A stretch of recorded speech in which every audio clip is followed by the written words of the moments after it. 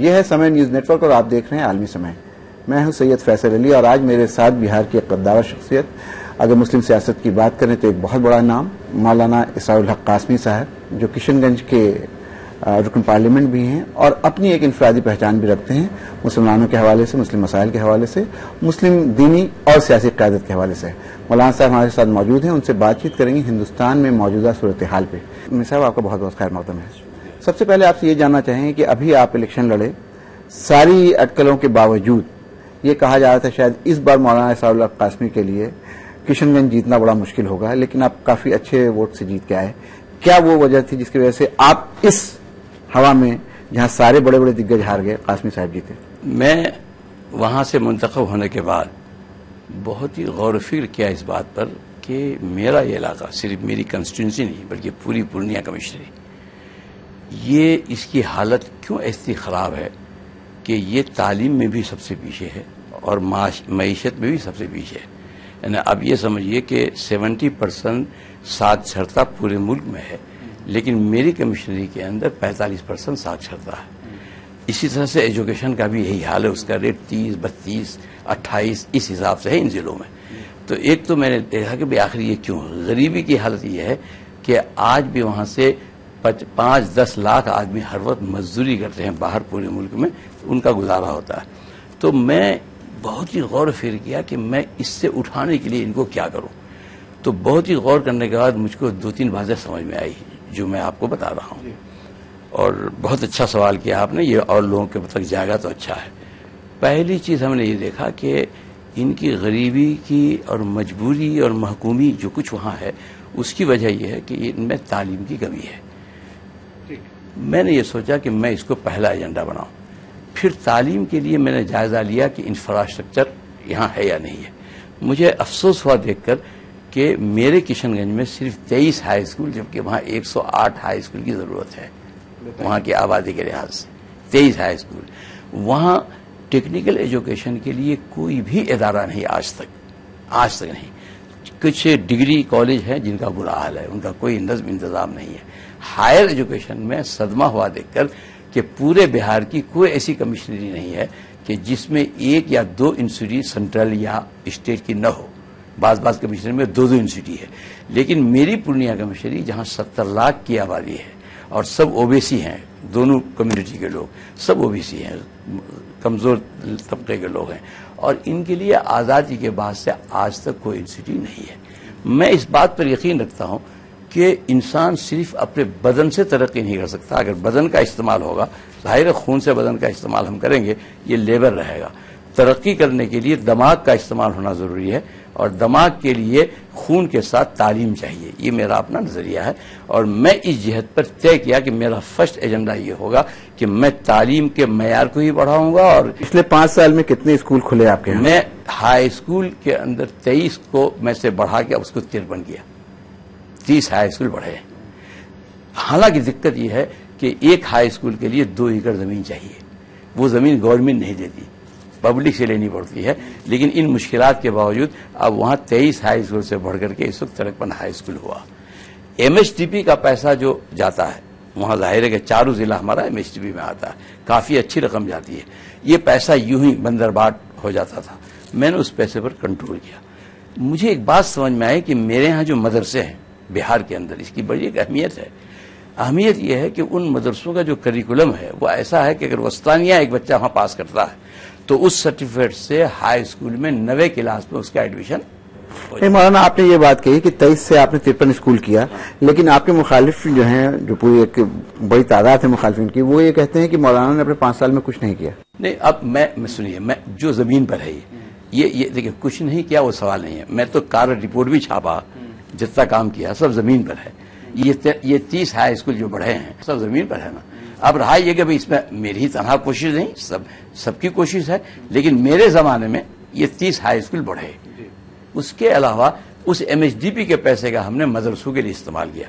میں اس بات کو بہتر سمجھا کہ اگر میرے بچے پرائمری اسکول میں جانے کے بجائے مدرسے میں اچھا انفراسٹرکچر ہو جاتا ہے، مکانات ہو جاتے ہیں، پڑھتے ہیں، تو وسطانیہ تک وہاں ان کو اردو مل جائے گی، وہاں پر ان کو اپنا کلچر مل جائے گا، اور پھر مستانیہ پاس کر کے یہ 9ویں کلاس میں چلے جائیں گے ہائی اسکول میں، تو وہاں پر وہ چلے جائیں گے مین اسٹریم میں. تو ہم کو ان مدرسوں کے لیے کچھ کرنا چاہیے. تو MSDB کے پیسے کو استعمال کرنے میں کوشش کی، اور پورے ہندوستان میں ہمارے یہاں پہلی بار استعمال ہوا ہے. کشن گنج میں 240 مدرسے ہیں، جس میں سے 149 مدرسے میں بلڈنگ کھڑی ہے. اگر کچھ نہیں کیا ہے تو یعنی آپ یہ کہہ رہے ہیں کہ آپ کی جیت کا اگر ایک کوئی وجہ بنی پڑی تو یہ کہ آپ نے تعلیم پہ نہیں. اور سن لیجئے، یہ تعلیم کی ہی نہیں ہے، بلکہ اس کو تھوڑا سن لیجئے. اچھا ہے کہ لوگوں کے پاس جائے گا آپ کے ذریعے سے کہ بھئی کیا کرنا چاہیے. تو اس کے علاوہ یہ ہم نے 2 ITI اس پیسے سے ہم نے منظور کروایا. ایک ITI پر کام شروع ہو گیا ہے، ایک کی منظوری آ گئی ہے. اس کے علاوہ یومیو سینٹر، یہ میں کبھی اس بات کو نہیں کہا کہ اس کا تنہا کریڈٹ مجھ کو، لیکن اس بات کو میں جانتا ہوں کہ میں کھڑا ہوا تو پورے لوگ کھڑے ہوئے، اور سب کے تعاون سے اور سب کی مدد سے یہ یومیو سینٹر وہاں کھلا. اس کا کام بھی شروع ہو گیا، پڑھائی بھی شروع ہو رہی ہے. تو یہ 5 سال کے اندر تعلیم کے میدان میں یہ کام ہوا. اس کے بعد آپ آئیے کہ وہاں ضرورت تھی اس بات کی کہ سڑکیں نہیں، پل نہیں. 4 بڑے پل وہ تھے جو آزادی کے بعد سے ڈیو تھے. ہر MP اور ہر منسٹر سے ان لوگوں نے کہا ہمیں پل بنا دو، لیکن میرے مقدر میں تھا. میرے زمانے میں وہ 4 بڑے پل میرے زمانے میں بنے، اس سے پہلے کبھی نہیں بنا. یہ ایک 243 پردھان منتری روڈ ہم نے 5 سال میں بنایا. ظاہر ہے کہ یہ تو چلیے آپ کی میں بات مان لیتا ہوں مولانا، لیکن اس کے باوجود آپ کو معلوم ہے کہ جب آپ وہاں پہ نامنیشن کر کے آئے، جب وہاں پہ آپ کانگریس کے امیدوار بنے، تو اس کے بعد کافی مخالفت بھی ہوئی، اور ایک آپ کا لوکل وہاں لیڈر اس نے بھی پرچہ داخل کیا آپ کے خلاف. بعد میں وہ بیٹھ گیا. کچھ لوگوں کا یہ کہنا ہے کہ ان کے بیٹھنے سے آپ کو فائدہ ہوا. میں نام نہیں لے رہا ہوں، لیکن اور وہ کہیں نہ کہیں شہید ہو گئے اس پورے اس میں. کیسے دیکھتے ہیں آپ؟ دیکھیے، ایک بات ہے، میں ان چیزوں پر تبصرہ نہیں کروں گا کہ کس کی شہادت ہوئی کس کی نہیں ہوئی، لیکن ایک بات میں کہوں گا، الیکشن میں کھڑا ہونے سے پہلے جب میں یومیو سینٹر کا فاؤنڈیشن کروایا اور اس کے اندر 3 لاکھ سے زیادہ لوگ شریک ہوئے، اسی وقت لوگوں نے مائنڈ میک اپ کر لیا کہ اب آئندہ ہم کو کس کو ووٹ دینا ہے. یہ بات تھی. اس لیے کوئی کھڑا ہوا، کتنے کھڑے، صرف ایک ہی نہیں کھڑے ہوئے، 13 کھڑے تھے، سب کھڑے تھے. لیکن لوگوں نے ذہن بنا لیا تھا کہ ہم کو فلاں آدمی کو ووٹ دینا ہے. اس لیے، اور وہ اس لیے ذہن بنا لیا تھا کہ جو کام شروع ہوئے ہیں، یہ جو ابھی ادھورے ہیں، یونیورسٹی بھی شروع ہوئی ہے، فلاں شروع ہوا ہے، یہ بھی ادھورے ہیں. وہ بھی تمام ندیوں کو باندھنے کے لیے پروجیکٹ منظور کرا. یہ جو ادھورے کام ہیں آپ کے، اب مرکز میں آپ کی سرکار نہیں ہے، لیکن اس کے باوجود کیسے دیکھتے ہیں آپ ان پروجیکٹس کو؟ مجھ کو یہ بات پوچھا تھا ایک اخبار والے نے، جس کاؤنٹی ہال میں تھا. اس نے پوچھا کہ اب تو اپنا کام کیسے کرو گے. میں نے ان سے کہا کہ میں صرف MP نہیں ہوں، میں اس ملک کا شہری ہوں، اور میرا رائٹ ہے، اور اپنا رائٹ حاصل کرنے کا میں ہنر جانتا ہوں. میں اس کا استعمال کروں گا، میں اپنی کوشش کروں گا. مولانا، آپ کو یہ امید ہے کہ نریندر مودی کی مرکزی سرکار سے آپ کو پورا تعاون ملے گا؟ دیکھیں، اس سرکار کے بارے میں کوئی رائے میں نہیں دوں گا، میں تو ابھی تماشا دیکھ رہا ہوں. لیکن وہ سرکار کا مطلب نہیں ہے، سرکار ایک سسٹم ہے، یہ ملک ہے. ایسا نہیں ہے کہ سرکار ان کی آ گئی تو سارے لوگوں کے کام ہی ختم ہو گئے اور اس ملک کا نظام ختم ہو گیا. میں اسی ملک کے نظام کے اندر اس بات کی طاقت رکھتا ہوں، چونکہ میرے پاس ایک سیکولر ڈیموکریٹک پولیٹیکل سسٹم ہے، میرے پاس ایک کنسٹیٹیوشن ہے، اور اس کنسٹیٹیوشن کی بنیاد پر مجھے امید ہے کہ میں حاصل کروں گا. وقت ہو گیا ایک بریک کا. بریک کے بعد آئیں گے تو مولانا سے بات چیت جاری رہے گی. مولانا یہ کہہ رہے ہیں کہ یہاں کا جو ایک ڈیموکریٹک سیکولر سسٹم ہے ہندوستان کا، وہ بڑی عجیب چیز ہے، بہت خوبصورت چیز ہے، اور اس کے ذریعے یہ اپنے ادھورے کام کو پورا کریں گے. وقت ہو گیا بریک کا. بریک کے بعد واپس آئیں گے تو بات چیت جاری رہے گی.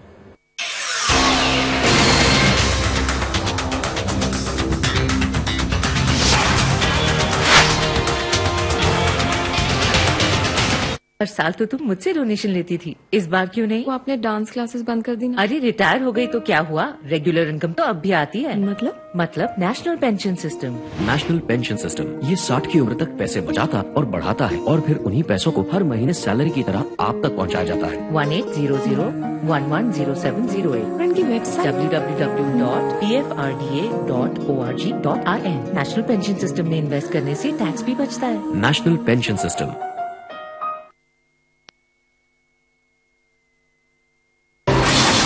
عورت کے پاس सबसे सुंदर यदि कोई चीज है तो वो उसका शरीर नहीं, उसका दिल है, उसका प्यार है, जो वो किसी भी बलात्कारी को नहीं देती।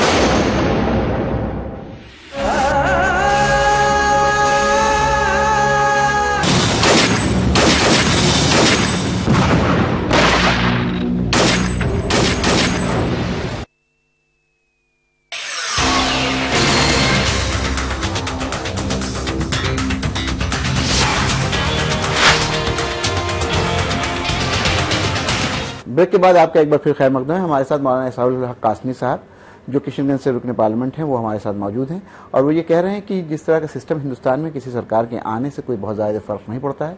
एक निज़ाम है हिंदुस्तान में जो बड़ा मुस्तहकम है, बहुत खूबसूरत है और उसके ज़रिए इनको उम्मीद है कि जो अधूरे काम जो 5 साल में ये लोग नहीं कर पाए उसको पूरा किया जा सकता है। मौलाना, लेकिन एक ये बात आपने बुनियादी तौर पर जो कही वो सही है अपनी जगह, सिस्टम सबसे ऊपर होता है, लेकिन उसके बावजूद जब हम लोग सियासत की बात करते हैं तो सियासत में सब कुछ उल्टा भी होता है, आपको पता है।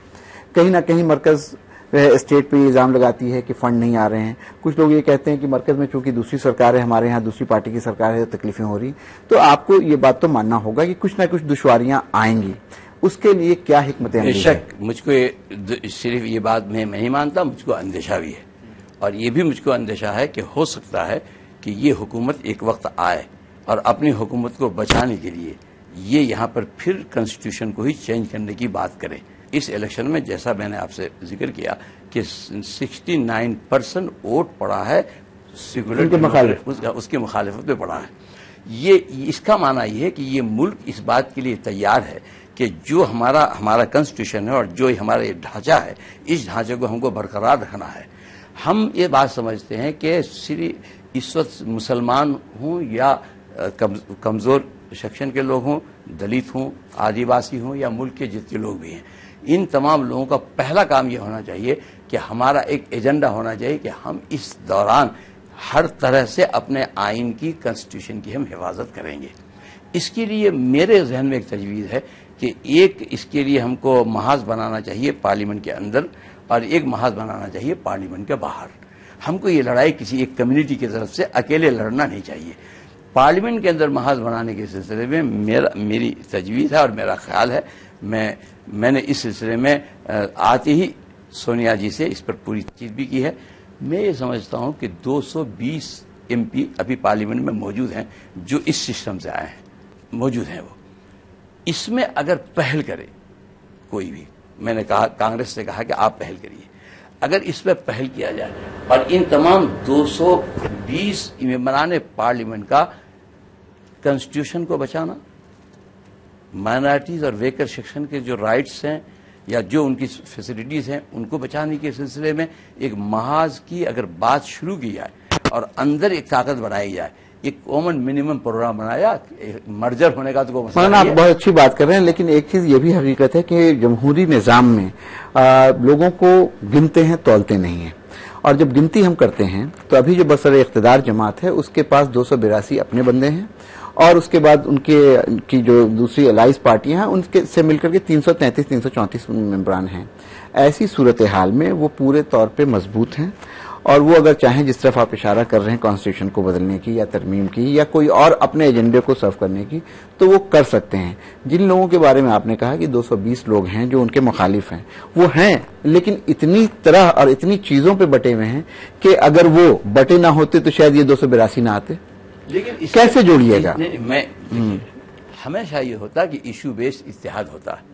मैं नहीं समझता कि ये आपस में कितने भी बटे हुए रहे, लेकिन आज इस मुल्क से अगर सेक्युलरिज्म खत्म हो जाएगा तो इन सब पार्टियों का वजूद खत्म हो जाएगा, इनको वोट मिलेगा, एकदम सफाई से मैं कह रहा हूं। और मैं कोई भी पार्टी है सेक्युलरिज्म के नाम पर जो यहाँ है, अगर इस मुल्क से सेक्युलर सिस्टम कमजोर हो गया और जो हम देख रहे हैं जिस अंदाज से काम हो रहा है, हमने देखा है तारीख के हवाले से, इस बात को मैं कह सकता हूं कि हमेशा कमजोर डेमोक्रेसी के कंधे पर सवार होकर डिक्टेटरशिप आया है। मुझको इसका भी अंदेशा है।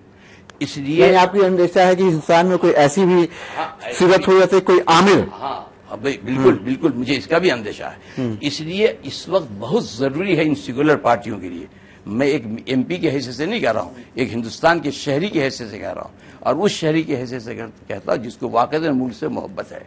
چونکہ یہ ملک کی آزادی کے لیے یا ملک کو بنانے کی جس کی قربانی ہے وہ ملک کو ٹوٹتا ہوا نہیں دیکھ سکتا. اسی سے جڑا ہوا ایک سوال آپ سے کہ آپ نے کہا کہ یہ جو طاقت آئی ہے برسر اقتدار، ہو سکتا ہے کہ آئین کو بھی ترمیم کرنے کی کوشش کرے، کانسٹیٹیوشن کو بدلنے کی کوشش کرے. اس کی شروعات ہوتی ہوئی دکھ رہی ہے، جس طرح سے آرٹیکل 370 پہ بحث ہوئی اور کل اور پرسوں 2 دن سے یونیفارم سول کوڈ کے اوپر بھی ان لوگوں نے ایک بحث شروع کروا دی ہے. اور اگلا ہو سکتا ہے کہ معاملہ رام مندر کو بنانے کا ہو. یہ بالکل 3 چیزیں ہیں اور یہ ان کے ایجنڈے پہ ہیں. ایسی صورتحال میں ان کے بڑھتے ہوئے جو یہ رتھ ہیں اور ان کا جو بڑھتا ہوا جو حوصلہ ہے کیسے روکا جا سکتا ہے؟ سنیے، پوری دنیا یہ آج ایک گلوبلائزیشن ہے، پوری دنیا ایک گاؤں ہے. پہلے تو یہ کہ آپ کو یہ خدشہ لگتا ہے؟ مجھے یہ خدشہ ہے، میں اس خدشے کا اظہار کر رہا ہوں. میں یہ چاہتا ہوں کہ البتہ یہ میں اپنا نظریہ رکھتا ہوں کہ اس میں اظہار رائے میں جلد بازی کی ریئیکشن دینے میں جلد بازی نہ کی جائے. یہ میری رائے ہے، مجھے دیکھنا چاہیے. چلیے، آپ نے ایک بات کہی مولانا، لیکن ایک بات جب یہ کہہ رہے ہیں کہ 31% ووٹ ان کو ملا ہے اور کچھ لوگ ان کے ساتھ جڑے ہیں چاہے جن مدوں پہ مڑے ہوں، لیکن ایک چیز یہ بھی ہے کہ جو ووٹ پولرائز ہوا، جو ووٹ 31% ان کو ملا، اس میں یہ بھی ایک سوچ ہے، یہ بھی ایک نظریہ ہے کہ یہ کچھ زیادہ اس لیے بھی ہو گیا، خاص کر کے اتر پردیش کی حد تک، کہ کچھ مولانا حضرات، کچھ دینی جو ادارے ہیں، ان لوگوں نے اپیل شائع کی مسلمانوں سے کہ نریندر مودی کو روکنا ہے، بھاجپا کو ہرانا ہے. وہ تو متحد نہیں کر پائے مسلمانوں کو، وہ آپ کے سامنے ہے، متحد نہیں کر پائے، لیکن ہندو متحد ہو گئے، جو ان کے ووٹر تھے وہ متحد ہو گئے، اور جو نتیجہ ہے کہ 80 میں 73 سیٹیں ان کے پاس چلی گئیں. کیا آپ کو نہیں لگتا ہے مولانا کہ یہ وقت نہیں تھا اس طرح کی اشتعال انگیزی کا؟ اشتعال انگیزی کا وقت کبھی نہیں ہوتا، یہ تو میں ہمیشہ مان کر چلتا ہوں. آج بھی میں آپ سے جیسی گفتگو کر رہا ہوں کہ اگر یہ حکومت بھی آئی اور یہ جو کچھ بھی کہے تو اشتعال سے ہم مسائل کو حل نہیں کر سکتے. ہم کو تو اشتعال سے مسائل نہیں ہو سکتے، تدبیر سے، تدبر سے اور تحمل سے مسائل حل ہوتے ہیں. تو یہ تو ایک ہر شخص کے لیے ضروری ہے. لیکن اس موقع پر میں صرف آپ کی بات میں تھوڑا سا بتانا چاہتا ہوں کہ فرق ہے. یہ نہیں ہے کہ مولانا لوگوں کے اپیل سے ایسا ہو گیا، مولانا لوگوں کی اپیل ہمیشہ ہوتی رہی ہے. اس بار کیا ہوا کہ ووٹروں کے اندر ووٹروں نے وہ طریقہ استعمال نہیں کیا جو خود یو پی کے اندر پچھلی بار استعمال کیا گیا یا بہار میں کیا کہیں جو بہار میں ہمارے یہاں سیمانچل میں ہم لوگوں نے استعمال کیا. تو جیسا کیا گیا وہ نہیں ہوا. یہاں پر کیا ہوا کہ میں سپا کا ہوں تو میں سپا کو ووٹ دوں، میں بسپا کا ہوں تو بسپا کا ووٹ دوں. اگر یہ یاد کہ کون ریس میں ہے، دیکھیے جہاں تک وہ بات جو آپ لوگوں کے یہاں ہوا ہے سیمانچل میں کہ پورنیا میں آپ نے جے ڈی یو کو جتا دیا، جو ہم لوگ دیا ووٹ جان کر کے ووٹ دیا، اور میں کانگریسی ہوتے ہوئے ووٹ دیا. شکایت بھی کچھ لوگوں نے کی، میں اس کو گالی دیا، ڈانٹا کہ اس وقت یہ مسئلہ نہیں ہے. لیکن جہاں تک آپ نریندر مودی کی اس کی بات کر رہے ہیں، دیکھیں نریندر مودی کوئی مسئلہ نہیں تھا. آپ کو یہاں پہ روکنا پڑے گا، وقت ہو گیا ایک بریک کا. بریک کے بعد واپس آئیں گے تو گفتگو جاری رہے گی.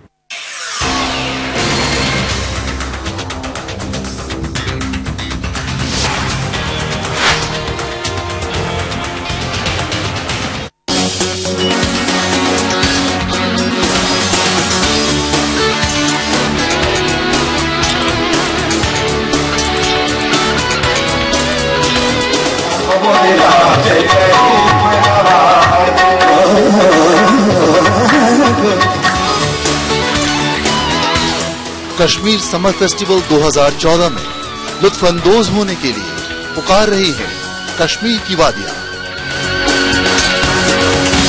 21 جون سے 29 جون تک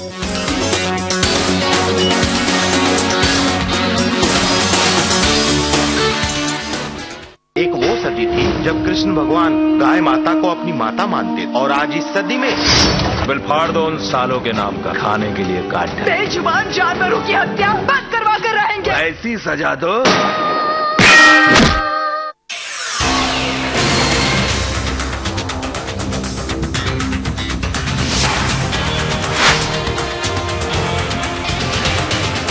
بریک کے بعد ایک بار پھر خیر مقدم ہے. مولانا بتا رہے ہیں کہ کس طرح سے اتر پردیش میں خاص کر کے مسلم ووٹ جو ہے وہ ڈیوائیڈ ہو گیا، منتشر ہوا، اور اس کے منتشر ہونے کی وجہ سے ہی یہ جو کچھ جماعتیں ہیں ان کو فائدہ ہوا. لیکن اس کی دوسری طرف اگر آپ دیکھیں تو بہار میں خاص کر سیمانچل کا جو علاقہ ہے وہاں پر حکمت عملی کے ساتھ مسلمانوں نے ووٹ دیا اور اس کا نتیجہ بھی آپ کے سامنے ہے. مولانا جی، تو میں یہ کہہ رہا ہوں کہ مسئلہ یہ نہیں تھا، مسئلہ یہ تھا کہ اس بار چونکہ جو الیکشن ہوا اس الیکشن میں بی جے پی نہیں تھی، بلکہ اس الیکشن میں مودی کے نام سے الیکشن ہوا. یعنی یہ بات سب کے سمجھ میں آیا کہ اس وقت الیکشن بی جے پی نہیں لڑ رہی ہے بلکہ direct R S S election لڑ رہی ہے. تو ظاہر ہے کہ آر ایس ایس کا جو ایجنڈا ہے یہ ایجنڈا سب جانتے ہیں کہ کیا کیا ایجنڈا ہے. تو یہ لوگوں کے دماغ میں تو تھا کہ اگر آر ایس ایس آ گئی تو اور اس کے بعد جو اس کا اپنا ایجنڈا ہے اگر یہ ایجنڈا ملک میں نافذ ہوا تو یہ صرف ایک خاص کمیونٹی کا مسئلہ نہیں ہے، یہ کسی ایک مذہب کے لوگوں کا مسئلہ نہیں ہے، بلکہ اس کے اندر انتشار ہے، تفریق ہے. وہ آ کر کے یہاں پر لڑا والی بات پیدا کریں گے تو اس سے یہ ملک برباد ہو جائے گا. اس لیے یہ بات صرف یہ نہیں کہ مسلمانوں نے اس کو محسوس کیا بلکہ غیر مسلموں نے بھی اس کو محسوس کیا، اور اگر وہ محسوس نہ کرتے تو اتنی بڑی تعداد. میرا سوال یہ تھا مولانا آپ سے کہ کیا یہ ضروری ہے کہ جب الیکشن کا موسم ہوتا ہے، جب انتخابات ہمارے سامنے ہوتے ہیں تو اس طرح کی بیان بازی اور اس طرح کے فتوے تو میں نہیں کہوں گا، اس طرح کی اپیل کی جائے؟ اگر جو کام آپ کو کرنا ہے وہ آپ خاموشی سے بھی کر سکتے ہیں. ہوتا کیا ہے کہ آپ جس کے مخالف کھڑے ہیں وہ آپ سے زیادہ باشعور ہے، معاف کیجیے گا، اور اس کے پاس زیادہ تکنیک ہے، اس کے پاس زیادہ وسائل ہیں، اس کے پاس زیادہ ذرائع ہیں. وہ آپ کی باتوں کو اس طرح سے توڑ مروڑ کے آگے پیش کرتا ہے کہ آپ کٹگرے میں کھڑے ہوتے ہیں. ٹھیک ہے، مطلب کہ آپ کا جو کہنا ہے ہم کو اس میں بھی حکمت عملی طے کرنی چاہیے. اب دیکھیں اصل میں مشکل تو یہی ہے نا کہ انتشار تو سب جگہ ہے، اگر یہاں پر بھی اپیل کرنے میں بھی اتحاد ہو، ایک محاذ ہمارا بنے کہ ہم کو سیکولر ووٹوں کو بچانا ہے، اس کو متحد کرنا ہے، اور ہم اس حساب سے اگر اپیل کریں تو آج جو تشویش آپ کو ہو رہی ہے تشویش نہ ہوتی.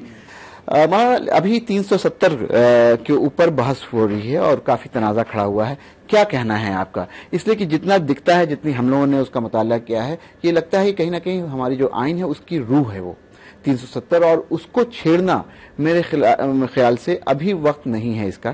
اور ایک نظریہ یہ بھی ہے کہ ہندوستان اور جموں و کشمیر کی ریاست کے بیچ میں جو ایک رشتہ ہے وہ اسی آرٹیکل 370 کے بنا پہ ہے. کیا یہ وقت ہے اس کو ختم کرنے کا؟ مجھے تو افسوس ہو رہا ہے اس بات کا کہ جو لوگ اس کو بھی یہاں اٹھا رہے ہیں شاید وہ اس ملک کے جغرافیہ سے واقف نہیں ہے، اس ملک کے مزاج سے واقف نہیں ہے. ان کو تو یہ سوچنا چاہیے تھا کہ جس وقت ملک آزاد ہوا اور آزادی کے بعد جو یہ اختیار دیا گیا تھا کہ کون کہاں جائے گا، ایسے حالات میں اس وقت کے بزرگوں نے، اور اس میں بہت بڑا کردار ان کا ہے راجہ ہری سنگھ کا. راجہ ہری سنگھ کا بہت بڑا کردار ہے. راجہ ہری سنگھ کی یہ سوچ تھی، شیخ عبداللہ سے بات ہوئی اور ڈرافٹنگ جو ہے اس کی شیخ عبداللہ نے اس کا ڈرافٹ کیا. تو یہ اور اس وقت کی پوری جو کنسٹیٹیوٹ اسمبلی تھی، یہ پوری اسمبلی نے اس پر غور کیا اور غور کر کے اس ملک کے جو یہ کہتے ہیں بار بار کہ اکھنڈتا، یہ جو سالمیت ہے ملک کی، اسی سالمیت کی یہ بنیاد ہے. یہ ایک ایسی دفعہ ہے کہ جو اس سالمیت کے لیے، جیسا آپ نے کہا کہ دستور کی روح ہے، بالکل میں اسے اتفاق کرتا ہوں. یہ دستور کی روح ہے چونکہ ہمارا دستور جو ہے یہ ملک کی سالمیت اور اتحاد اور ایک جہتی، یہ ان تمام چیزوں پر مشتمل ہے. تو اس لیے اگر اس وقت اگر اس کو چھیڑتے ہیں تو اس سے تو ایک پتہ یہ چلتا ہے کہ یہ گویا میں سمجھتا ہوں کہ شاید ان کے دل میں ہے کہ کنسٹیٹیوشن کو چینج کرنے سے پہلے کچھ نہ کچھ چیزوں کو ہم باہر لا کے لوگوں کا ریئیکشن دیکھیں کہ کیا ریئیکشن آ رہا ہے. یہ ٹیسٹ والے مرحلے میں واٹر ٹیسٹنگ، ہاں یہ واٹر ٹیسٹنگ کر رہے ہیں.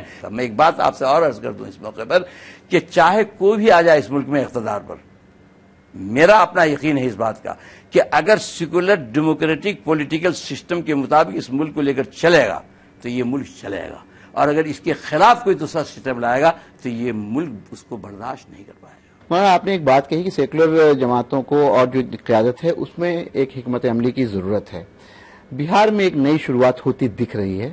ابھی جس طرح سے نتیش کمار نے استعفیٰ دیا، بعد میں مانجھی جی کی سرکار آئی، اور اس کے بعد کانگریس اور راشٹریہ جنتا دل نے دونوں نے بغیر کسی شرط کے ان کی حمایت کی ہے. کیا لگتا ہے کہ یہی وقت کی ضرورت ہے، اور یہ اتحاد اگر ہوتا ہے تو اس کو کس طرح سے آپ دیکھتے ہیں؟ دیکھیے میں تو اس اتحاد کے بارے میں آپ کو بہت بڑا لفظ کہنے جا رہا ہوں. ملک کی آزادی کی پہلی کوشش کا آغاز بہار سے ہوا تھا، چمپارن سے. آج ہمارے سامنے جو ایجنڈا ہے وہ ملک کی آزادی کو بچانے کا ہے. تو ملک کی آزادی کو بچانے کی بھی شروعات بہار سے ہوئی. یہ جو مہا گٹھ بندھن ہے یہ اگر پورے ملک کے اندر یہ مہا گٹھ بندھن ہو جائے تو جو ہم بات کہہ رہے تھے آپ سے کہ پارلیمنٹ کے اندر اور پارلیمنٹ کے باہر، تو اگر یہ پورے ملک کے اندر یہ مہا گٹھ بندھن ہو جائے تو ہم ایک بڑی طاقت بن کر کے، چاہے ہماری تعداد آج پارلیمنٹ میں 220 ہے، لیکن جب میری ایک آواز نکلے گی تو وہ آواز پوری دنیا میں جائے گی. تو ایسا نہیں ہے کہ اس وقت جمہوریت اور ڈیموکریسی جو ہے یہ بالکل پوری دنیا کے اندر ایک ماحول ہے، ایک ویب ہے کہ سب چاہتا ہے کہ جمہوریت آئے. تو اس لیے اگر یہ چیز ہو جائے اندر اور باہر تو ہم یہ سمجھتے ہیں کہ اس ملک کو بچانے میں اور اس ملک کو آگے بڑھانے میں ہم آگے بڑھ سکتے ہیں. یہ لوگ کہتے ہیں سیکولرزم کیا ہے، میں یہ کہتا ہوں کہ وکاس کیا ہے. وکاس کے لیے آپ جو بھی ڈیولپمنٹ کریں گے اس کے لیے پیس ضروری ہے. کیا بغیر امن کے آپ وکاس کر سکتے ہیں؟ اگر مجھ کو یہ اندازہ ہے کہ تو امن تو آ گیا گجرات میں، امن تو گجرات میں آ گیا ہے. نہیں وہ کیسا امن آیا وہ ہم بھی جانتے ہیں، آپ بھی جانتے ہیں. سیاست میں اور اقتدار ڈیموکریسی کا ہے کرشمہ ہے یہ کہ کسی کو 44 آ گئی ہے، کسی کو 4 سیٹ آتی تھی تو آج 325 آ گئی ہے. نہیں وہ مسئلہ نہیں ہے مولانا، مسئلہ یہ ہے کہ 282 ابھی آئی ہے اور یہ مانا جا رہا ہے جس طرح سے ایک بہت بڑی پارٹی 125 سال پرانی پارٹی جس طرح سے بالکل ڈیمورلائز ہو گئی ہے، تو یہ لگ رہا ہے یہ 5 سال کے بعد یہ 282 بڑھ کر کے 300 نہ ہو جائے. خدشہ اس بات کا نہیں ایسا نہیں ہوگا. دیکھیے اس بات میں یہ کہہ رہا ہوں کہ اس وقت اگر پارلیمنٹ کے اندر یہ لوگ ہمت کریں اور سب سیکولر پارٹیاں ان ایشوز پر پورے قوت کے ساتھ اپنی بات کو پیش کریں تو مجھے یہ یقین ہے کہ بین الاقوامی دباؤ یہاں پڑے گا اور 325 کے باوجود بھی ان کی ہمت نہیں ہوگی کہ یہ کنسٹیٹیوشن کو چینج کر دے گی. بین الاقوامی دباؤ سے کیا مراد ہے آپ کی؟ جو ممالک وہ ہیں کہ جو یہ ہمارا داخلی معاملہ ہے مولانا. نہیں سنیے، داخلی معاملہ کا مسئلہ نہیں ہے، داخلی معاملہ بھی اور خارجی معاملہ بھی ہے. جمہوریت جو ہے صرف ہمارا داخلی معاملہ نہیں ہے، انتظام ہمارا داخلی معاملہ ہے، لیکن ڈیموکریسی یہ صرف داخلی معاملہ نہیں ہے. آج یہ انٹرنیشنل چیز ہو گئی ہے، اس لیے ہر ملک یہ چاہتا ہے. ہاں یہ ہے کہ وہ آ کر کے یہاں مداخلت نہیں کرے گا. داخلی معاملے کا معنی یہ ہے کہ کوئی ملک آ کر کے اس کو بچانے کے لیے مداخلت نہیں کرے گا اور نہ ہم کسی ملک کی مداخلت کو برداشت کریں گے. چلیے وقت ختم ہو گیا، لیکن ایک آخری سوال آپ سے میں کرنا چاہتا ہوں کہ مسلمانوں کو سیاسی شعور اور سیاسی بیداری کے لیے مسلم قیادت کیا کر رہی ہے اور اس میں مولانا اسرار الحق قاسمی صاحب کس طرح کردار ادا کر سکتے ہیں؟ دیکھیے یہ اس کی بہت بڑی کمی ہے، بلکہ اس کام جو آپ نے کہا بہت اہم موضوع ہے اور اس کا تو ہم کو زیرو سے آغاز کرنا پڑے گا. صحیح بات یہ ہے کہ ملک میں ایک بے چینی ہے. اس کو جو لوگ مایوسی کہتے ہیں، میں مایوسی نہیں، ان کو ایک بے چینی ہے کہ یہ بے چینی ہے کہ بھئی کیا اب ہمیں کرنا ہے. تو اس وقت ضرورت اس بات کی ہے کہ ملک کو بتایا جائے کہ آپ کو پریشان ہونے کی ضرورت نہیں ہے، آپ کو یہ راستہ ہے، اس راستے کے مطابق آپ کوشش کریے. اس کے علاوہ کسی بھی جمہوریت میں آپ اگر مقام حاصل کرنا چاہتے ہیں تو آپ کو اس جمہوریت میں، اس جمہوری ملک کے اندر اپنے آپ کو اس ملک کی ضرورت بنا کر پیش کرنا ہوگا. تو اس لیے ضرورت بنا کر پیش کرنے کے لیے جو مختلف فیلڈ ہیں، جو تعلیم کا ہے، انتظام کا ہے، ان تمام فیلڈ کے اندر بھی آپ ایسی شخصیت بنا دیں، ایسے نئی نسلوں کو آپ تیار کریں کہ جس کے لیے یہ ملک مجبور ہو جائے. اپنی بات وہیں آ جائے گی تعلیم پہ. ہاں بالکل یہ تو آئے گی، اس کے بغیر تو کچھ نہیں ہو سکتا، اس کے بغیر تو کچھ ہو نہیں سکتا. اس لیے کہ اللہ تعالیٰ نے آدم کو پیدا کیا تو آدم کو پیدا کرنے کے ساتھ سب سے پہلے تعلیمی کا معاملہ کیا، علم الآدم اسماء کلھا. تو انسان کی ترقی کا جو شاہ کلید ہے وہ تو تعلیم ہے، وہ تعلیم.